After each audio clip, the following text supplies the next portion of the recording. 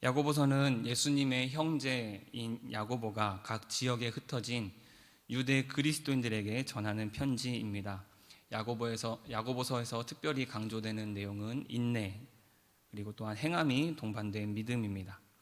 1장 1절에 보면 하나님과 주 예수 그리스도의 종 야고보는 흩어져 있는 12지파에게 문안하노라 시작하고 있습니다.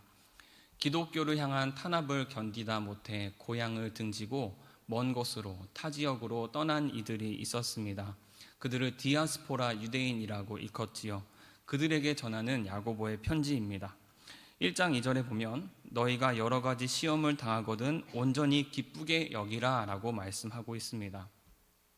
지금 이 편지를 받는 사람들은 예루살렘에서 또 유대 땅에서 믿는 사람으로 있기가 너무나 견디기 어려워서 다른 이방 나라로 떠났던 이들입니다. 그들은 시련과 어려움을 견디지 못해 다른 곳으로 고향을 등지고 떠났는데, 그런데 그들을 향하여 지금 야고보가 뭐라 말합니까? 너희가 여러 가지 시험을 당하거든 기쁘게 여기라. 지금 시험을 당하고 있다는 것입니까? 아니면 전혀 시험이 없는 기쁜 상태라는 것입니까? 지금 계속해서 시험이 있다라는 것이지요. 이제 좀 사람답게 살고 싶어서, 내 믿음을 잘 지키고 싶어서 예수님을 믿으며 예수님의 이름을 전하며 또한 그 삶의 터전을 보금자리를 새롭게 하고 그곳에서 새로운 시작을 하고 싶었는데 여전히 그곳 가운데서도 여러 어려움이, 아픔이, 고통이 있었다라는 것입니다. 구체적으로 어떤 시련인지 언급이 없지만 3절에 너희 믿음의 시련이 라는 표현으로 보아서 그리스도인으로서 믿는 사람으로서 겪게 되는 여러 어려움이 아니었던가 추측을 할 수가 있습니다. 여기서 우리가 중요한 사실을 하나 깨닫게 됩니다. 어딜 가든지 어디에서 무엇을 하든지 어려움은, 시련은 늘 우리 뒤를 쫓아다닌다라는 것입니다. 아픔이 없는 곳이 있을까요?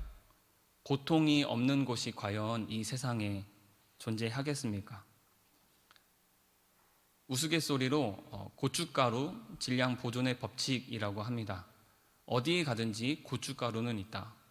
나를 상처 주고 나를 마음 아프게 하고 혹은 나를 못 견뎌 하는, 괜시리 나를 괴롭히는 그 누군가가, 고춧가루는 늘 어디에나 있다라는 뜻입니다. 내가 A라는 회사에서 열심히 일하는데 자꾸 어떤 팀장이 나를 괴롭혀요. 자꾸만 나를 걸고 넘어지고 괜히 나에게 시비를 거는 것 같아요. 그래서 참 견디다가 다른 회사 가면 나아지겠지라고 이직을 했더니 그 회사에 누가, 고춧가루가, 그보다 더한 청양고추 같은 사람이 또 있다라는 것입니다. 그것이 꼭 회사만의 일이겠습니까? 우리가 어딜 가든지 무엇을 하든지 늘 우리를 마음 아프게 하는 사람은 반드시 있지 않은가, 질량 보존의 법칙과 같은 그 섭리가 있지 않은가 싶습니다. 오래오래 행복하게 살았습니다. 그 후로 그들은 늘 천국과도 같은 삶을 살았습니다 라는 이야기는 아마도 우리가 눈 감는 그날까지 겪지 못할 수도 있습니다. 왜냐하면 가장 아름다운 낙원과도 같은 곳은 저 하늘나라에 있기 때문이지요. 우리가 주님 곁에 갈 때 하나님 아버지와 함께 그 보좌에서 그 하나님의 그늘 아래 누이게 될 때 우리는 비로소 눈물도 없고 고통도 없는 그곳에서 평안을 누리게 될 것입니다. 그러나 이 땅을 살다 보면 이따금씩 누구에게나 여러 모양으로 우리는 아픔을 겪게 되는데, 그때 우리가 어떠한 자세로 어떤 믿음을 가져야 되는지 오늘 야고보서에서는 알려주고 있습니다. 특별히 왜 이런 어려움이 있을까? 왜 우리는 어딜 가든지 이런 아픔을, 또 어떤 시련을, 시험을 왜 받아야 되는 것일까? 라는 질문을 던지기 마련인데요, 야고보서에서는 그 해답을 알려주고 있습니다. 13절입니다. 읽지는 않았지만 제가 13절을 읽겠습니다. 사람이 시험을 받을 때에 내가 하나님께 시험을 받는다 하지 말지니 하나님은 악에게 시험을 받지도 아니하시고 친히 아무도 시험하지 아니하시느니라. 우리가 때로 그런 고백을 드릴 수 있지 않습니까? 하나님, 왜 나에게 이런 시련을 허락하시는 것입니까? 라고 기도할 때가 있는데, 하나님은 그 누구도 시험하지 않으시는 분이다 라고 지금 야고보는 우리에게 말씀하고 있지요. 하나님은 장난꾸러기가, 하나님은 개구장이가 아닙니다. 몰래 구덩이를 파놓았다가 나뭇가지로 교묘하게 가려놓고 우리가 빠지면 그것을 보면서 박수를 치면서 속았지 하면서 그런 우리가 시험에 빠지는 것을 보고 기뻐하거나 즐거워하는 분이 결코 아니라는 뜻이지요. 이스라엘 백성들이 출애굽 후에 가나안 땅으로 들어갔습니다. 가나안 땅에 들어갔는데 그곳에 하나님께서 약속하신 젖과 꿀이 흐르는 땅이 있었는데 그곳에서 이스라엘 백성들은 그 후로 아름답게 행복하게 오래오래 살았습니다 라고 이야기가 마무리되었습니까? 아니지요. 그곳에 이미 정착하고 살았던 수많은 이방 민족들이 있었습니다. 더군다나 그들이 섬기는 오랫동안 섬겨왔던 음란한 제사와 음란한 예배를 통하여서 음란하게 섬기는 하나님께서 가증히 여기시는 예배가 있었습니다. 그들만의 문화가 있었습니다. 그럼 우리 성경을 읽으면서 이렇게 질문할 수 있지요. 하나님, 이스라엘 백성들에게 약속하신 땅을 허락한다 하셨는데 왜 그들이 그런 유혹을 받아야만 했습니까?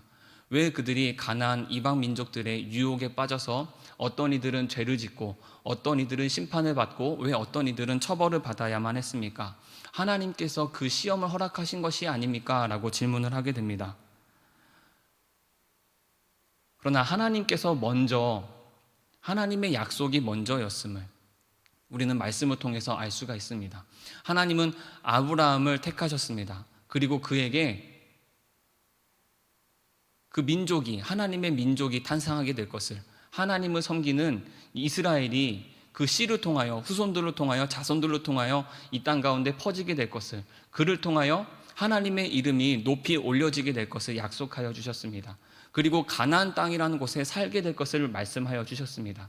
그런데 때와 시기가 사람과의 생각과는 맞지 않았던 것이지요. 이스라엘 민족이라는 이름으로 더 번성하기 위하여서 하나님은 애굽에 잠시 머물게 하셨습니다. 이집트에 머물게 하시며 그곳에서 수많은 백성을 이루게 하셨습니다.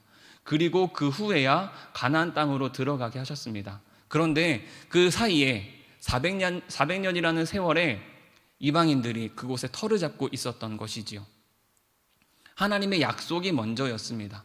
하나님의 계획이 먼저였는데 그 가운데 가나안 민족들이 자리를 잡고 그들을 물리쳐야 하는 그들의 유혹을 뿌리치고 하나님을 온전히 섬겨야 하는 테스트가 하나 남아 있었습니다. 14절에서 15절 1장 14절에서 15절을 제가 읽도록 하겠습니다. 오직 각 사람이 시험을 받는 것은 자기 욕심에 끌려 미혹됨이니 욕심이 잉태한 즉 죄를 낳고 죄가 장성한 즉 사망을 낳느니라. 이스라엘 백성들이 이방 민족들의 그 우상에 빠지게 된 것은 그들의 죄악 때문임을, 그들의 욕심 때문임을 알려주고 있습니다. 하나님께서 그들이 빠질 수밖에 없는 시험을 마련하시고 그들에게 여기 한번 빠져서 한번 고통을 겪어봐라 하신 것이 아니라 이스라엘 민족들 마음속에 그들의 내면 안에 있는 그들의 죄악이 그 유혹에 이끌릴 수밖에 없는 그들의 연약함이 드러나는 것이었을 뿐 하나님께서 결코 시험을 허락하는 분이 아니라는 것이지요. 나의 연약함이, 나의 죄성이 하나님을 바로 보지 못하게 만듭니다. 또한 세상의 많은 유혹이 먹음직도 하고 보암직도 하고 지혜롭기도 할 만큼 탐스럽더라. 하와가 보았던 것처럼 우리는 그런 눈으로 이 세상의 여러 죄악들을 바라볼 수밖에 없는, 우리는 그렇게 연약함이 많은 자들이라는 것이지요. 14절에 시험 받는 것이 자기의 욕심 때문이라. 하나님을 바로 보지 못하고 하나님을 온전히 믿지 못하고 그저 내 눈앞에 보여있는, 지금 내가 보기에 괜찮아 보이는 것을 향해 끌려갈 수밖에 없는 우리의 연약함을 야고보서에서는 말해주고 있습니다. 14절의 시험은, 너희가 시험 받는 것은, 오직 각 사람이 시험 받는 것은, 여기서의 시험은 우리 내면으로부터 발생하는, 발현되는 욕심을 의미합니다. 그런데 2절에서도 말씀하고 있죠. 2절에서 오늘 2절에 보면 너희가 여러 가지 시험을 당하거든 이라고 말씀하고 있습니다. 여기서의 시험은 내면으로부터 나오는 욕심이 아니라 외부에서부터 시작되는 시련임을 알려주고 있습니다. 하나님께서 이스라엘 백성들이 죄 가운데 살지 않도록 그저 내버려 두시지만은 않았습니다. 오히려 가나안 땅에 들어가서 그 이방 민족들로부터 유혹도 받고 공격도 받게 되는데 그 모든 어려움으로부터 이겨낼 수 있도록 그들을 훈련시키셨습니다. 그 훈련의 장이 어디였습니까? 바로 40년이라는 광야의 세월이었지요. 그 긴 시간 동안 그들은 훈련받았던 것입니다. 외부로부터 시련을 받게 될 때 그것을 능히 이겨낼 수 있도록 하나님께서는 미리 준비하고 계획해 놓으셨습니다. 이스라엘 백성들이 그저 유혹에 빠져서 허망하게 죽지 않도록 이미 하나님께서는 모든 것을 아시고 예비해 두고 계셨던 것이지요. 그래서 3절 4절에 이렇게 말합니다. 이는 너희 믿음의 시련이 인내를 만들어내는 줄 알미라. 인내를 온전히 이루라. 이는 너희로 온전하고 구비하여 조금도 부족함이 없게 하려 함이라. 이스라엘 백성들이 왜 광야에 들어가야만 했느냐? 그 답을 지금 말씀해 주고 있지요. 하나님께서 그들을 왜 광야에 두셨습니까? 그들로 인내를 이루어서 온전하여져서 하나님을 섬기는 아름다운 백성이 되도록 하나님께서 계획하고 계셨다라는 것입니다. 가나안이라는 유혹이 가득한 땅에서 하나님을 등지고 그 이방신을 섬기는 죄악의 자리에 가지 않도록 그것을 오히려 견디고 이겨내고 하나님만이 살아계심을 선포할 수 있도록 그들을 훈련하는 장으로서 광야를 허락하셨음을, 예방주사를 맞게 하셨음을 우리는 알 수가 있습니다. 이제 수능이 얼마 남지 않았지요. 수능 당일날이 되면 얼마나 떨립니까? 그 떨리는 자신의 실력을 마음껏 발휘하지 못하는 그 어려움을 겪지 않도록 미리 예방주사를 맞는 것이 모의고사가 아니겠습니까? 모의고사를 먼저 치르면서 내가 이렇게 시간을 관리해야 되겠다, 내가 이런 마음을 준비해야 되겠다, 테스트를 하고 그 시련을 견뎌낼 수 있도록 예비하는 것이지요. 그것과 마찬가지로 하나님은 늘 우리를 인내를 통하여서 온전한 사람이 되도록 늘 우리를 보호하시고 지켜주신다라는 것을 우리가 반드시 기억해야만 하겠습니다. 로마서 5장 4절에 보면 인내는 연단은 소망을 이루는 줄을 알미라 말씀합니다. 인내하면서 참고 견디면서 우리는 연단받습니다. 우리 연약한 모습들이 다듬어지고 우리 조금 모난 모습들이 점점 하나님의 말씀으로 깎여 나가면서 우리는 하나님께서 보시기에 흡족한 사람으로 거듭나게 됩니다. 훈련병에서 경험 많은 베테랑 병사로 거듭나게 됩니다. 그것이 연단이지요. 그 연단을 통해 우리는 무엇을 갖는다 말씀합니까? 소망이 생긴다는 것입니다. 연단을 통하여 하나님께서 곧 나에게 아름다운 은혜를 허락하여 주시겠구나, 하나님께서 나에게 복을 주시고 나를 통하여 놀라운 역사를 이루시겠구나, 그 소망을 우리를 통해 갖게 하신다라는 것입니다. 어떤 어려움이 있으시다면 혹은 지금 왜인지 모를 시련을 겪고 계시다면 그것이 나를 온전하게 하시는 하나님의 섭리이심을 기억하시기 바랍니다. 또한 고백하시기를 이제 곧 하나님의 은혜가 나에게 찾아오는구나, 하나님께서 이미 예비해 두신 놀라운 복이 나를 통하여 이루어지게 되는구나, 소망을 갖는, 그 귀한 소망을 붙잡고 살아가는 우리 모든 성도님들 되시기를 간절히 소망합니다.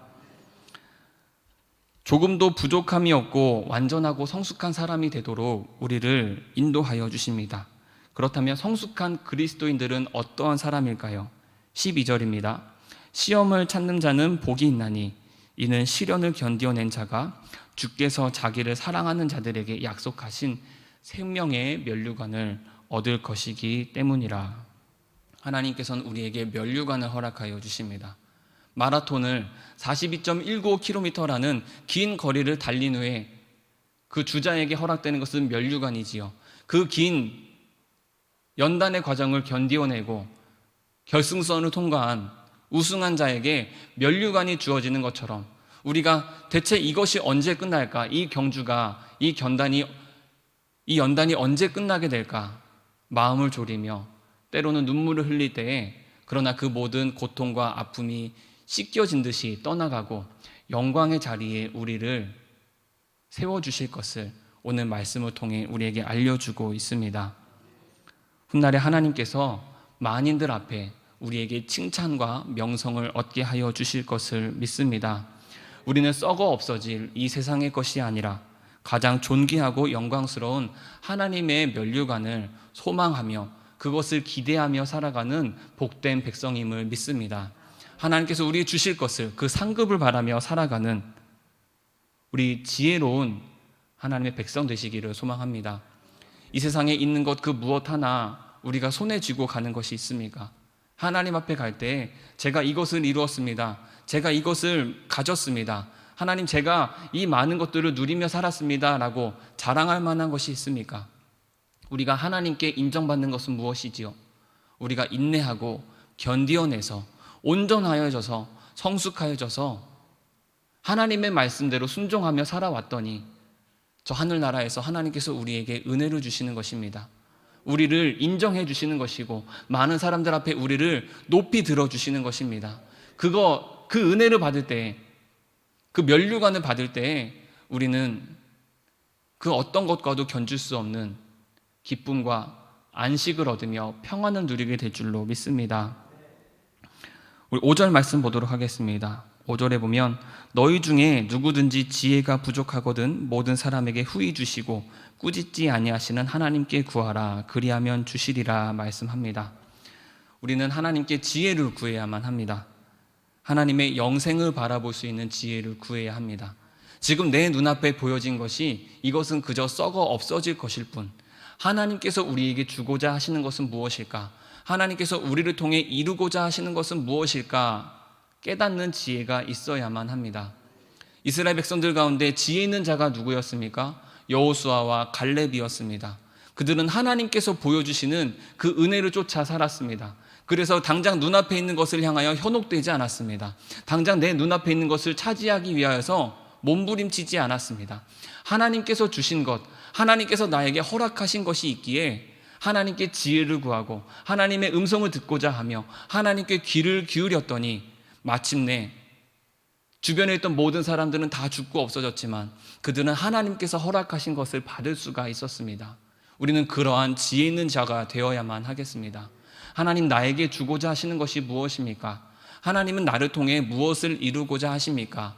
그 지혜를 구할 때에 하나님은 꾸짖지 아니하시고 오히려 우리를 기뻐하시며 우리에게 가장 아름다운 지혜를 허락하여 주실 것을 믿습니다. 저는 지혜라 함은 질문이 달라지는 것이라고 늘 생각하고 있습니다. 우리는 질문이 달라져야 하지요. 하나님, 내가 무엇을 얻어야 할까요? 하나님, 제가 이것을 하고자 하는데 이것을 위해서 제가 무엇을 해야 할까요? 라고 기도하는 것이 아니라 하나님은 나를 통해 무엇을 원하십니까? 나를 통하여 무엇을 이루기를 원하십니까? 라는 기도의 지혜가 필요합니다. 우리의 질문이 바뀌게 되면 우리는 올바른 해답을 얻게 되어 있습니다. 우리가 질문이 날마다 하나님께서 원하시는 질문이 아니었기 때문에, 그런 지혜가 없었기 때문에 우리가 응답을 받지 못했던 것이 아닌가 한번 곰곰이 돌아보며 이제는 꾸짖지 아니하시고 지혜를 주시는 그 하나님의 말씀을 붙잡고, 하나님, 나를 통해 무엇을 이루고자 하십니까? 내가 이것을 통하여 인내하여야 하겠습니까? 하나님, 내가 이것을 통하여 연단을 받아야 하겠습니까? 하나님, 그러하시다면 제가 순종하겠습니다. 하나님께서 말씀하시니 제가 이 연단을 통하여 소망을 갖겠습니다 라고 기도하는 그런 복된 입술이 우리 가운데 있기를 간절히 소망합니다. 6절에 보면 오직 믿음으로 구하고 조금도 의심하지 말라 또한 말씀하고 있습니다. 하나님께서 약속하신 바는 반드시 이루시는 분이십니다. 하나님께서 주겠다 말씀하시면 반드시 그것을 우리에게 허락하시는 분이십니다. 우리 모든 성도분들에게 하나님께서 허락하신 것이 있습니다. 우리 성도님들의 자녀를 통하여, 가정을 통하여, 또한 일터를 통하여서 분명히 하나님은 역사하시고 우리에게 30배, 60배, 100배의 결실을 맺게 하여 주실 것을 믿습니다. 하나님께 올바른 기도를, 지혜가 가득한, 꾸짖지 아니하시는, 우리에게 가장 존귀한 솔로몬보다 더한 지혜를 주시는 하나님을 붙들고 인내를 이루며 결국에 하나님께서 부어주실 그 약속을 바라며 소망을 이루게 됨을 간절히 기대함으로 날마다 주님과 함께 동행함으로 안식과 평안을 누리는 우리 모든 성도님들 되시기를 간절히 소망합니다. 기도하겠습니다. 사랑과 은혜가 충만하신 하나님, 우리를 통하여 인내를 이루고자 하시며 우리가 그 인내를 통하여 연단을 통하여 소망을 얻게 하시니 감사드립니다. 하나님, 우리가 이 연단을 통하여, 인내를 통하여 온전히 구비하여 조금도 부족함이 없는 성숙한 그리스도인으로 거듭나기를 소망합니다. 우리에게 하나님의 지혜가 있기를 원합니다. 우리의 질문이 달라지기를 원하며 하나님께서 나를 통하여 이루고자 하시는 것이 무엇일까 고민하는 자들이 되기를 원합니다. 그때 우리가 성숙하여져서 광야의 시련 가운데서도 오직 하나님만을 바라보며 하나님의 약속을 붙잡을 때에 우리에게 젖과 꿀이 흐르는 가나안 땅을 허락하여 주실 것을 믿으며, 또한 우리 가정과 자녀와 일터를 통하여 30배, 60배, 100배의 결실을 맺게 하여 주실 것을 믿습니다. 그 신실하신 하나님, 약속을 이루시는 하나님과 동행하며 날마다 그 평안과 안식을 소망하며 생명의 면류관을 받기를 기대하며 매일매일이 기쁨의 삶이 되는, 복된 삶이 되는 우리 모든 성도들 될 수 있도록 인도하여 주시옵소서. 감사드리며 예수님의 이름으로 기도하옵나이다. 아멘.